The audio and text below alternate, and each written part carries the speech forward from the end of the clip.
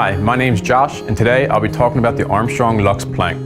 The Luxe plank is a very durable, very stain and water resistant floor. It is extremely easy to install and perfect for the DIYer who may not have a lot of installation experience. The only tools needed for this installation is a straight edge and a utility knife to make any necessary cuts. To install the plank, all you need to do is remove this adhesive strip and align it to the previous plank, making sure you align it at least 6 inches or more. If you have to make an adjustment, simply lift the plank back up and align as necessary. This floor is very easy to maintain. The only recommended floor cleaner is the Armstrong Once and Done Vinyl Floor Cleaner. Other than that, you can do your everyday dry mopping. I get to talk to a lot of our customers, and one that sticks out was a woman who had flood damage and was out of her home for 2 days.